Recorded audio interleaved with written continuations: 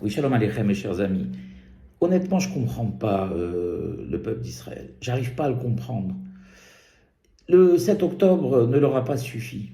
Honnêtement, le 7 octobre n'aura pas suffi. C'est-à-dire que tout est parti sur la base d'un, de 2 années avant où on s'entre-déchirait tous les jours, tous les samedis soirs. Il y avait des manifestations, les Hilonim contre les Datim contre les Hilonim, etc., etc.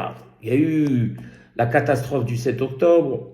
On s'est dit, bon ben, Baruch Hashem, en plus, c'est vrai, on a assisté à une ahadout, comme je l'ai dit dans plusieurs de mes cours, une union entre toutes les, on va dire, toutes les couches de la population. J'étais content et très optimiste, mais sur mes gardes, mais très optimiste. Et je me suis dit, bon, Baruch Hashem, ça va. Là, il y a dans la société israélienne des ennemis plus graves et plus dangereux que le Hamas, croyez-moi.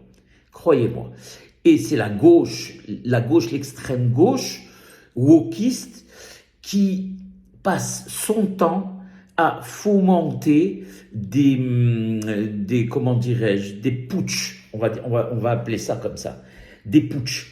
Donc voilà, je vous donne un exemple. La dernière en date, c'était d'avancer la théorie que la catastrophe, le Teva du 7 octobre, qui a vu la mort de 1450 Israéliens, est due au fait que on a déplacé une partie des troupes vers la Judée et Samarie. Mais alors attendez, je vais vous donner le bouquet. Pour garder la soukha, c'était pas dans Soukot, d'un Haver Knesset d'ailleurs qui s'appelle Soukot lui-même, et que c'est à cause de cela qu'ayant déplacé une partie de ses troupes, eh bien, il y a eu ce Teva Rahman al-Islam qui nous a coûté cher et qui, à mon avis, sera une cicatrice pour tout le peuple d'Israël, indélébile. À la limite, on va même instituer cette date, je pense, comme pratiquement, même on peut dire même un jour de jeûne, pourquoi pas. Vous vous rendez compte de ce que la gauche est en train d'avancer comme ça? C'est-à-dire que si on réfléchit que c'est à cause des religieux de Sukkot, de la fête de Sukkot, réfléchissez bien, faites l'association un petit peu entre les idées, que c'est à cause de la fête de Sukkot que le Hamas a profité de la situation, a pu rentrer et faire ce qu'il a fait. Alors maintenant, je vous pose la question, combien d'après vous aurait-il fallu de soldats pour garder la soukha? Réfléchissons, combien? 10 000 soldats, 5 000 soldats, 8 000 soldats? Et ces 8 000 soldats qui sont tout autour de la soukha, c'est eux qui ont dégarni toute la garnison de la zone sud, et à cause de cela, etc., etc. C'est-à-dire que le Hamas savait qu'elle allait avoir Sukkot, et qu'on allait déplacer des troupes vers Yehuda et Shomron, du n'importe quoi. Plus le mensonge est gros, et plus il passe. Ça, c'est déjà une première chose. Alors, tout ça, c'est fomenté par Ehud Barak, que j'appelle, moi, qui était un grand soldat qui a fait pour Israël, mais qui est comme un phoque qui s'est échoué sur la banquise. Comme il n'a pas réussi au niveau politique, une catastrophe. C'était un grand soldat, mais un piètre politicien. Alors il essaye par tous les moyens d'exister. Et lui, avec une bande d'amis, d'anciens chefs du Shin Bet, d'anciens officiers de l'armée, ça a été eux qui ont été à l'origine de Achim Laneshek, de toutes ces organisations où vous vous rappelez pendant beaucoup de temps, il y a beaucoup de soldats de l'armée de l'air, de l'armée de terre, etc., qui ont refusé de servir. Tout ça s'est tombé à l'eau parce qu'on a vu que, grâce à Dieu, quand ils ont été appelés, ils sont tous rendus à leur base, et il y a eu même, on va dire, 120% de taux de remplissage. Donc bon, ça c'est Akadosh Baruch Hu qui a été derrière tout cela et qui a, comme on dit, mis tous leurs efforts à néant. Mais vous vous rendez compte, c'est-à-dire qu'ils sont prêts à mettre en danger le Médinat Israël en poussant les soldats à refuser de servir dans l'armée en arguant que c'est à cause de cette loi qui devait passer à la Knesset, etc., etc., du n'importe quoi. Enfin, pour un pays comme l'État d'Israël, l'armée, c'est la base de tout. C'est-à-dire que si, que Dieu en préserve, les soldats refusent de servir, c'est l'hécatombe. C'est l'hécatombe. Vous voyez? Et ça, ce que je vous dévoile, c'est juste même pas la pointe, le grain qui est sur la pointe de l'iceberg de ce qui est en train de se passer dans notre pays, qui existe, ça fait longtemps, avec tous les adeptes de George Soros et tout cet argent qu'on est en train d'accumuler pour organiser tous ces programmes. C'est une catastrophe. Vous voulez connaître la dernière en date? Alors celle-là, c'est le bouquet. Celle-là, c'est le bouquet. Ils ont été même à pousser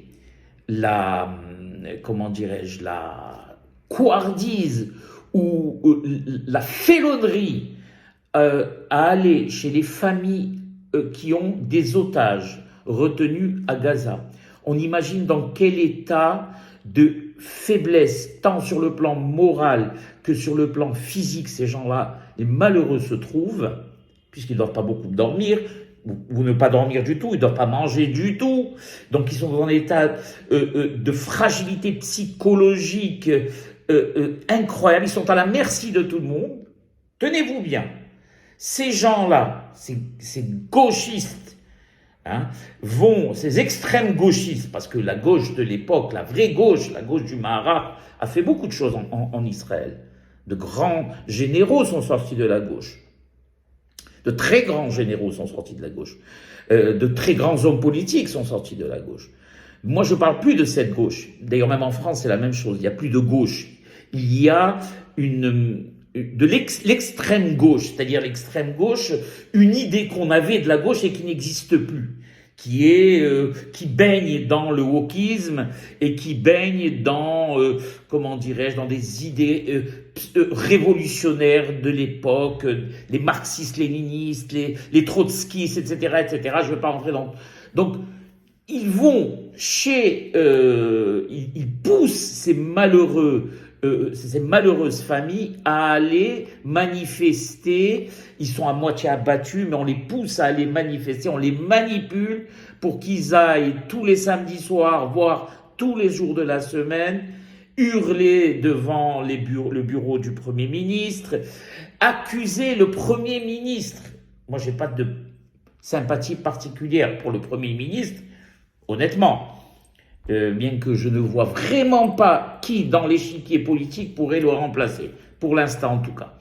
Et donc, l'accuser, lui, carrément, de tuer les otages. C'est-à-dire que, alors qu'il y a tous les jours des enfants à nous qui sont sacrifiés sur le champ de bataille de 18 à 40 ans, que